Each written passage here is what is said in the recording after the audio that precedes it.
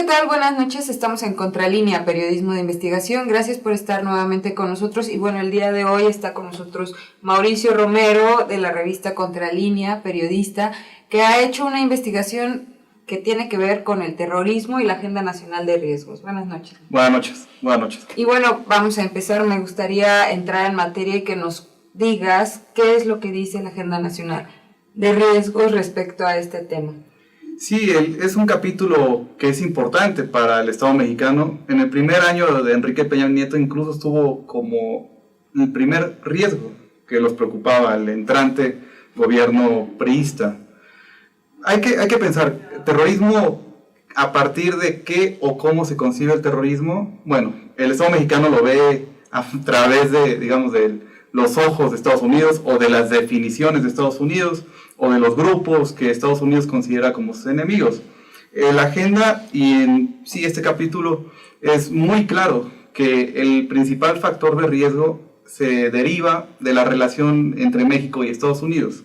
Esta relación histórica, territorial, comercial, militar, esta relación de sumisión entre el Estado mexicano, los intereses, digamos, mexicanos y los estadounidenses. Entonces, al haber tal presencia de Estados Unidos en México, México se vuelve un país importante por la propia posición y estas ligas entre los países. A partir de esto es que el Estado mexicano ve cuáles son los riesgos para Estados Unidos, los intereses de Estados Unidos y cómo México puede servir de trampolín para atacar esos intereses. México, el Estado mexicano tiene su propio análisis. ¿Qué dice el CISEN, que es el encargado de realizar esta agenda? Bueno, el CISEN y los órganos de seguridad del Estado mexicano son muy claros, donde dice, pues somos un país ligado a Estados Unidos y tenemos muchos intereses afincados en México, intereses estadounidenses. Bueno, entonces México puede ser utilizado como territorio de tránsito por estos grupos que Estados Unidos considera como sus enemigos. Se puede financiar algunos de estos grupos en México. También se pueden conseguir precursores químicos o de distinto tipo para hacer armas no convencionales. Igual se pueden reclutar personas, dice el CISEN, para que estos grupos tengan presencia en el continente americano. ¿Cuáles serían los grupos que señala la Agenda Nacional de Riesgos que podrían considerarse como peligrosos? Bueno, pensando en lo que apuntamos, de que es a partir de cómo concibe Estados Unidos el terrorismo, pues si hay un grupo que Estados Unidos haya clasificado como su enemigo, México lo clasifica y cataloga como tal. Y lo mismo si Estados Unidos en sus informes que hace públicos dice que un país de alguna forma auspicia a los grupos llamados terroristas, pues México también se enfoca en los ciudadanos que vienen al país desde esos lugares, Afganistán, Bangladesh, entre otros. Entonces lo que hace el Estado mexicano es seguir los informes de Estados Unidos y perseguir a esos ciudadanos, sean o no sean, o estén o no vinculados a los grupos que Estados Unidos declara como terroristas, simplemente por su origen o también por religión.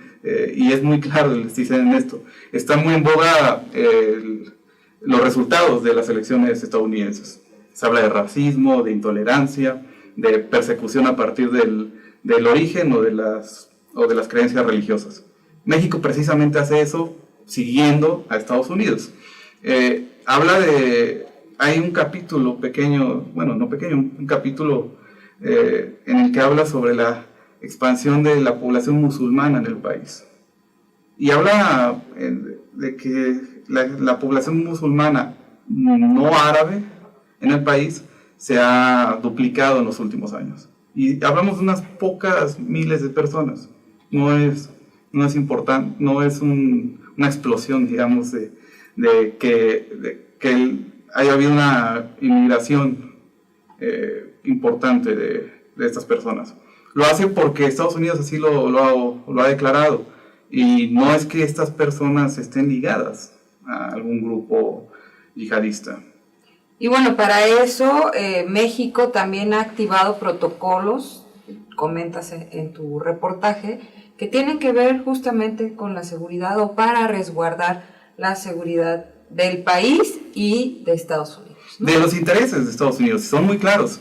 El gran capital, oficinas de las grandes empresas estadounidenses están en México. Y el CISEN y los órganos de inteligencia pues se preocupan por esto, ¿no? Porque pueden ser vulnerables a algún atentado. No se menciona que pueda haber un atentado terrorista en México contra las instituciones públicas, digamos, o contra la población civil, contra los mexicanos, contra la población mexicana. Se trata de los intereses de Estados Unidos.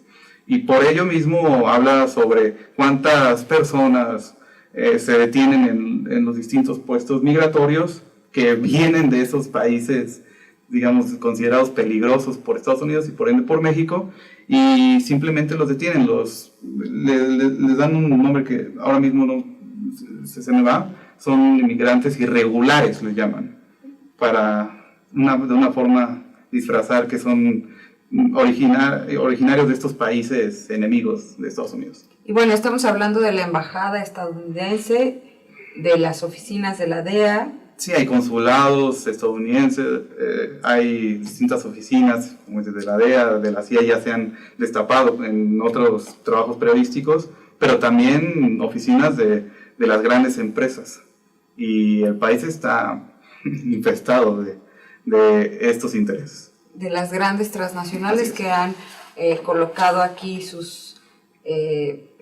a sus CEOs, a sus directivos también. Sí, es una extensión México de Estados Unidos, si bien no es una colonia formal, lo es en los hechos. Y esos intereses están acá afincados. Muchos de esos intereses que van hacia Sudamérica, y México es la puerta de entrada. Vamos a seguir platicando con Mauricio Romero de lo que dice el capítulo de terrorismo en la Agenda Nacional de Riesgos y regresamos. Bueno, México públicamente no va a reconocer que tiene una lista de grupos terroristas como tal, como la tiene el Departamento de Estado de los Estados Unidos.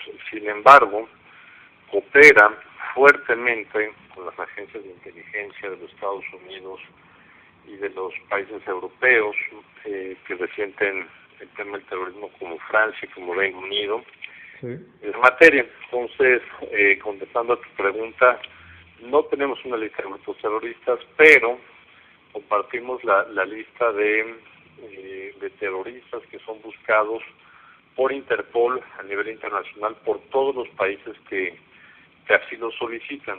Entonces, en ese sentido, cuando un extranjero busca ingresar al territorio mexicano y se encuentra en algunas de estas listas de terroristas de Estados Unidos, de Europa o del mundo, se activan los protocolos de cooperación internacional, se activan las políticas migratorias del Estado mexicano. Esas personas son detenidas y son enviadas a algún país que lo pueda acoger. Y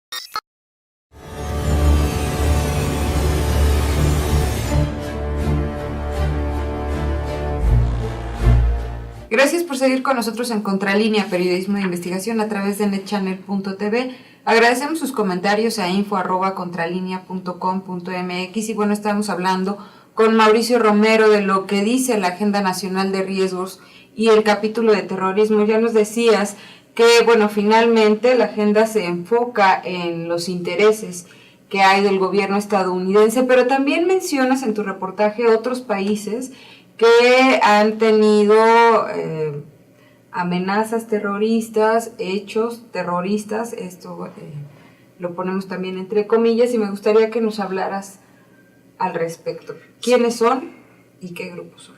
Sí, como lo dices, considera a los grupos que son antagonistas de Estados Unidos. Lo mismo ocurre con otros países que son considerados por el Estado mexicano como aliados, en este caso Colombia y España.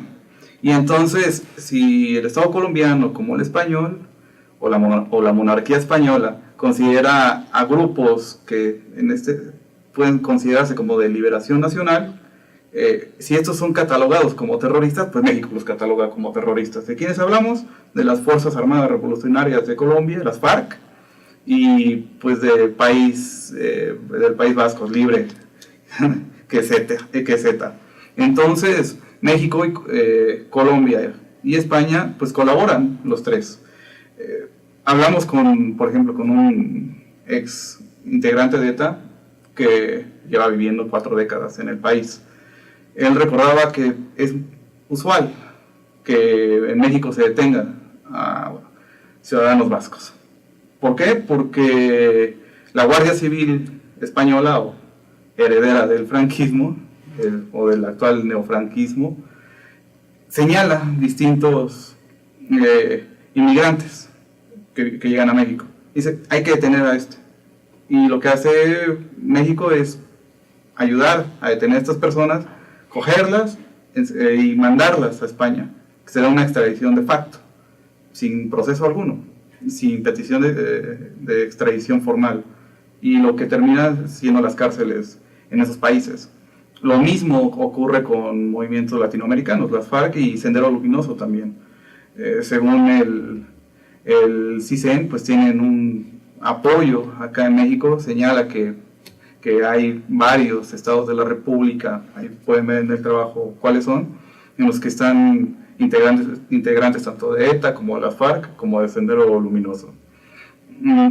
Estos grupos que en sí ellos se anuncian como en guerra contra los estados de sus países en un sentido político, para cambiar el orden social, pues México los persigue aquí en territorio mexicano y los considera pues un enemigo más, aunque no tenga que ver con la seguridad propiamente del territorio mexicano. Es paradójico que en alguna época el mismo PRI abrió las puertas a muchos disidentes de dictaduras, de estados que estaban reprimiendo a aquellos que pensaban distinto, ¿no? Recuerdo, Fidel Castro estuvo en México, y bueno, otros personajes que han encontrado en el país un refugio y solidaridad con sus movimientos. No pasa actualmente. Sí, que también habrá que ver desde Gilberto Bosques y la guerra la guerra civil española.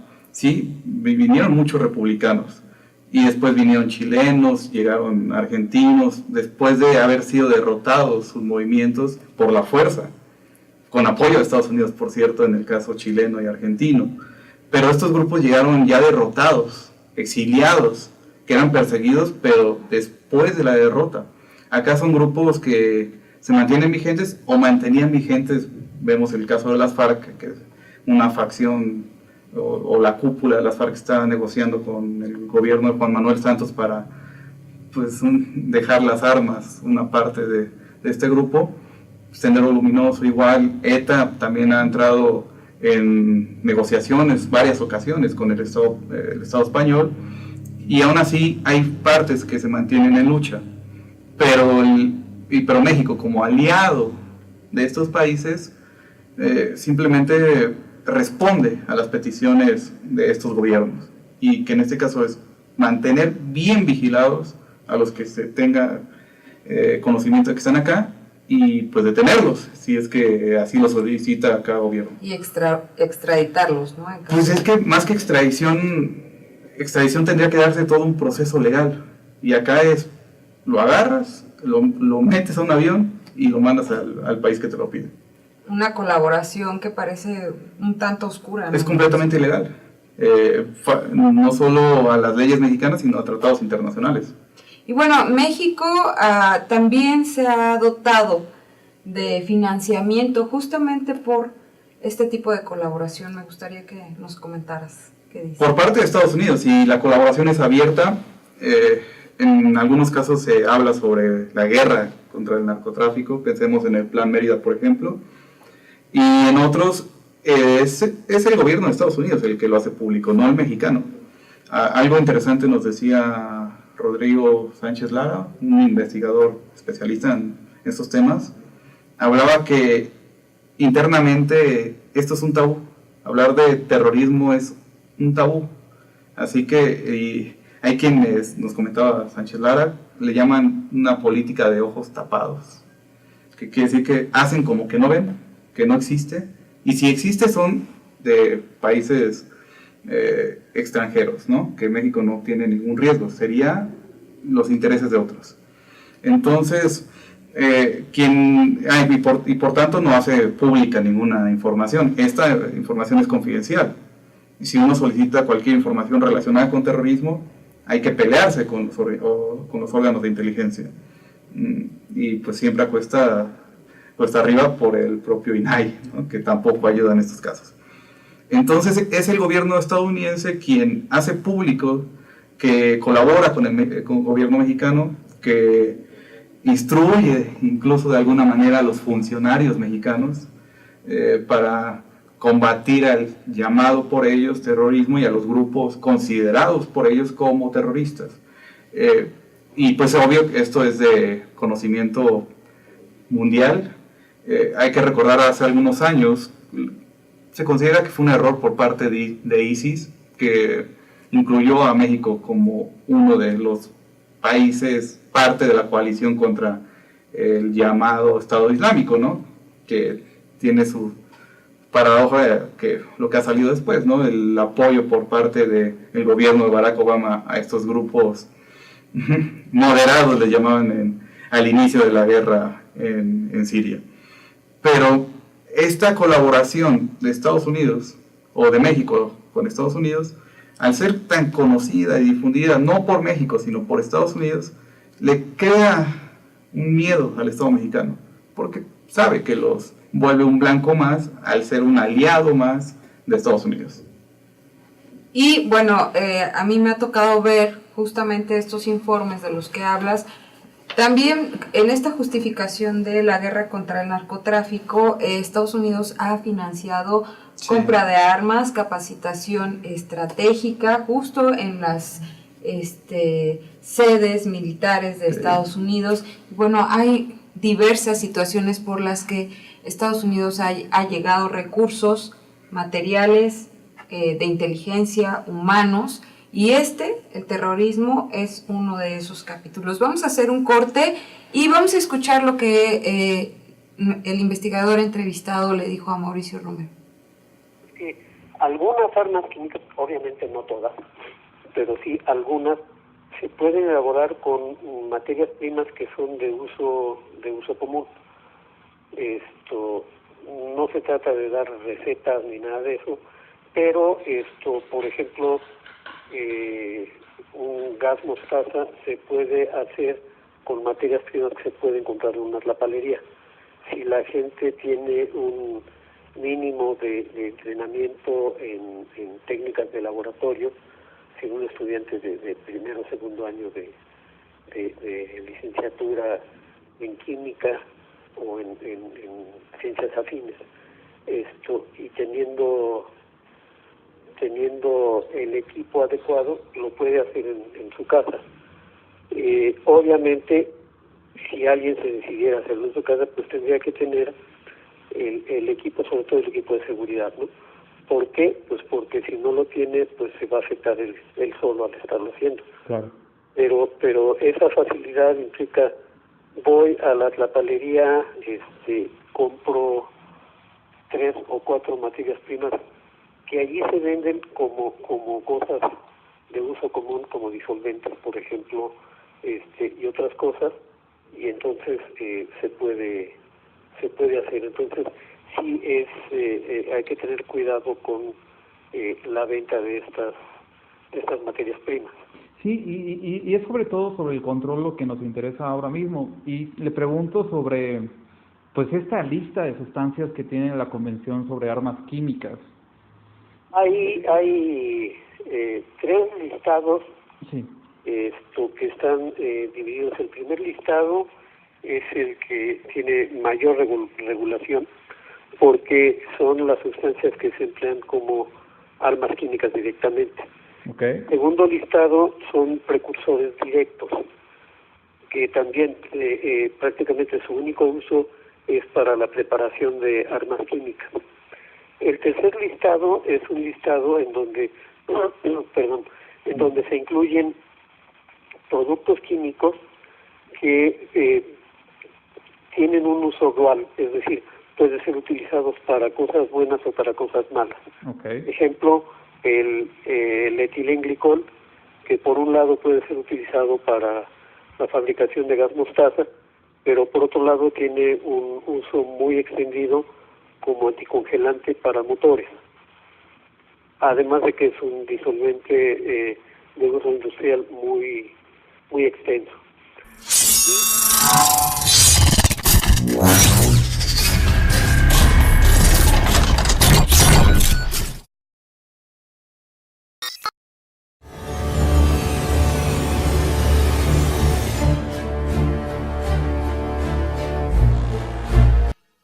Gracias por seguir con nosotros en Contralínea, periodismo de investigación a través de netchannel.tv. Y bueno, estamos hablando de uno de los capítulos más atractivos, hablando periodísticamente, y bueno, supongo que también es para interés de muchos que se mencione el capítulo de terrorismo en la Agenda Nacional de Riesgos, toda vez que hay un vínculo cercano con Estados Unidos y que ha sido el motivo de que se incluya este tema como un riesgo de Estado para el Estado mexicano y, bueno, que cuide los intereses estadounidenses. ¿Qué más?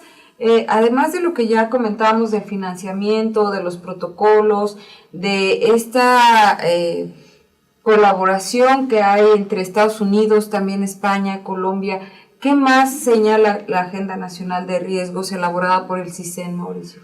La divide en dos partes. Uno, lo que hablábamos sobre grupos llamados terroristas, y el otro sobre armas no convencionales, o hay armas de destrucción masiva que pueden ser elaboradas con precursores adquiridos acá en México e incluso manufacturadas en el territorio, ya sea para llevarlas a Estados Unidos, ese es lo más probable, o pues detonarlas acá mismo. Y se refiere a pues la facilidad, sería una forma de decirlo, de elaborar armas no convencionales a partir de precursores químicos. Y acá es interesante que México, o el gobierno mexicano, las instituciones públicas, admiten que mucho de este riesgo se debe a la corrupción y a la falta de control y de incluso vigilancia, supervisión, este enlace que tiene que haber entre las propias instituciones. El CISEN y los demás entes de seguridad dicen, pues en México se puede adquirir los precursores, se pueden transportar, la gente de estos grupos se puede infiltrar por las fronteras mexicanas, por la porosidad, ¿no? llamada. Y esta porosidad es por la corrupción del propio gobierno mexicano. En un programa anterior lo decíamos, ponía a la corrupción como un detonante de otros riesgos. Este es un caso, porque dice, pues bueno, si ya pueden entrar los integrantes de estos grupos, pueden adquirir los precursores, y que algunos, también hay que anotarlo, los puede adquirir quien sea, porque para elaborar armas no convencionales pues depende de la imaginación y del conocimiento científico, en este caso de quien quiera hacerlo. Un doctor de la universidad, de la Facultad de Química nos lo decía, desde extintores se puede elaborar un arma. Señalas ahí varios elementos, ¿nos podrías...? Nos hablaba de, por ejemplo, una sustancia con la que se elabora anticongelante. Pero lo que nos dice el doctor Benjamín Ruiz Loyola, quien es de la OPAC, de la Organización para la Prohibición de Armas Químicas, que tiene que ver con la ONU. Él nos habla sobre 3 categorías de estas sustancias. Una que se refiere a que son sustancias químicas que se emplean directamente como armas químicas. La otra, productos químicos que tienen un uso dual y los precursores directos que pues, se utilizan para estas armas. En el segundo, los precursores de uso dual, entra precisamente, que bien puede utilizarse como elemento para fabricar anticongelante, pero también se puede hacer un arma química de gran poder. Y como eso, hay otros tantos y tantos precursores químicos que las empresas que están en México tienen que declarar ante la Secretaría de Gobernación si las utilizan. Pero aquí es donde entra la corrupción.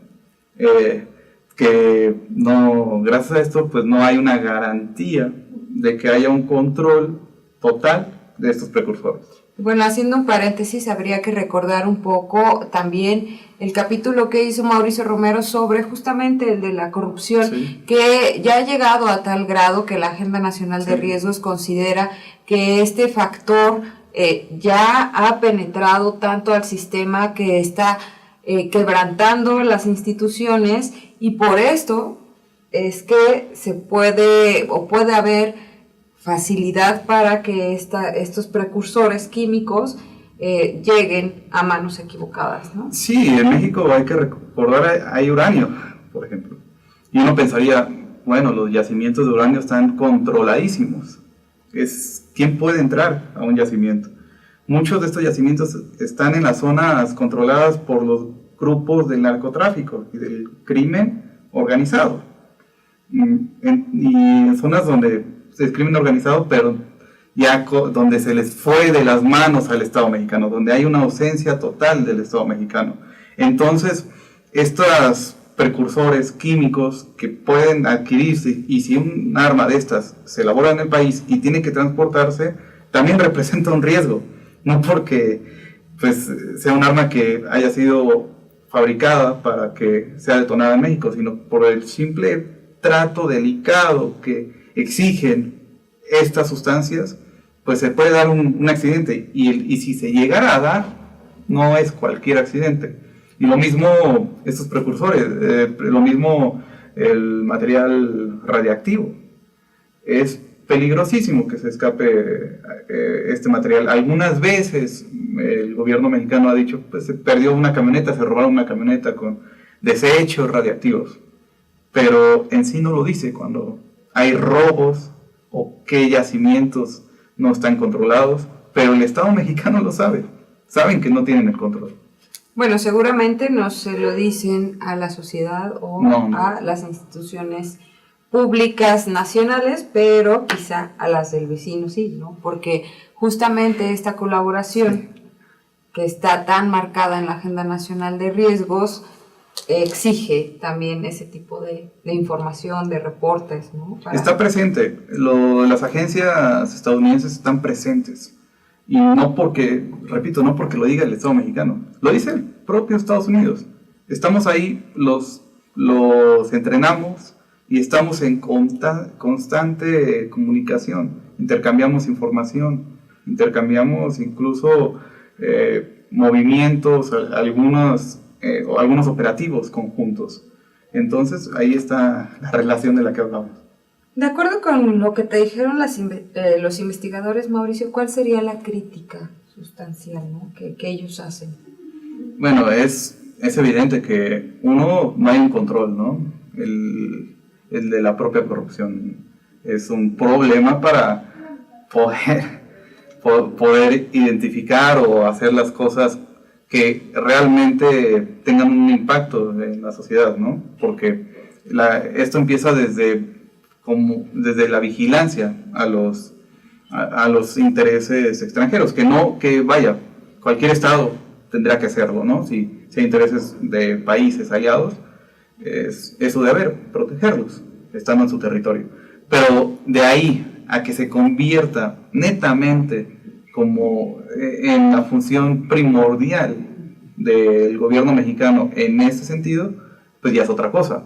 No significa que esté interesado en el bienestar de la sociedad mexicana, sino al contrario.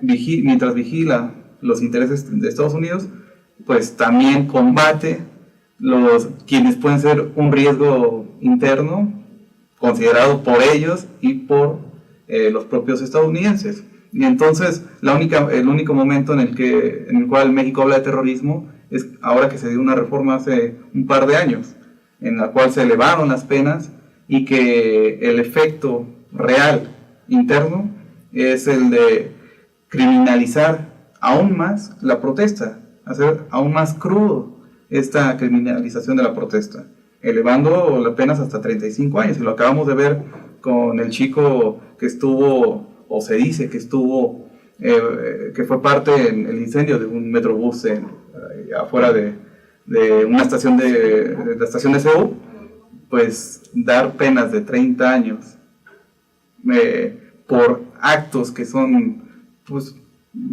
una protesta social, por México ya pueden ser considerados como actos terroristas. ¿Y a quiénes les aplica esto? Precisamente a los grupos internos que están protestando contra el gobierno actual. Es muy interesante ver cómo se va armando esta agenda nacional de riesgos y justamente los capítulos que hemos presentado para ustedes, cómo van deshebrando esta política que está al servicio, ya como lo mencionó Mauricio Romero, también como lo ha mencionado Sósimo Camacho, José Reyes en cada una de sus investigaciones, están prácticamente al servicio de intereses ajenos a los del Estado mexicano, o bueno, en colaboración con los del Estado mexicano, ¿no? Ya hablamos de los movimientos sociales el capítulo pasado y también sobre la corrupción y sobre que todo esto va enfocado a los intereses de la cúpula en el poder, de los empresarios, y ahora lo vemos de los propios gobiernos ajenos a México. Para concluir, Mauricio Romero, ¿qué te gustaría mencionar, qué consideres que es importante de este reportaje? Es precisamente eso. Este capítulo refleja que México es un apéndice de Estados Unidos y de los intereses de Estados Unidos. Y después, cómo se utiliza este tema para la represión interna. En México quien manda es el capital estadounidense y de ahí viene el capital mexicano, y entonces el gobierno y el Estado mexicano que protege a estos intereses privados, ¿no? Y extranjeros en otros casos. E internamente utiliza y llama terroristas a los enemigos que pues, le pelean a estos intereses privados.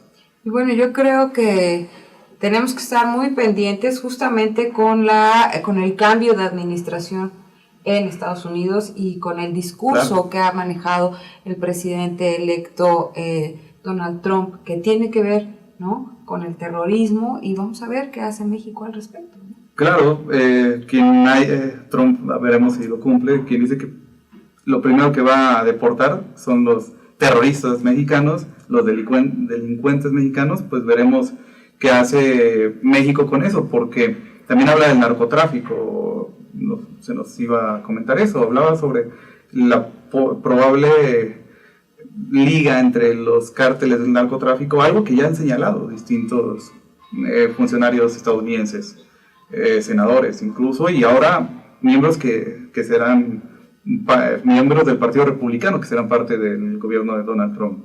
Han hablado sobre los cárteles del narcotráfico ligados a los grupos extremistas supuestamente enemigos de Estados Unidos.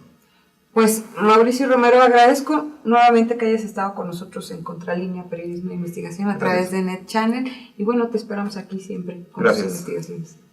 También muchas gracias a usted que se puso en línea con nosotros. Nos vemos el próximo martes a las 8 de la noche. Hasta luego.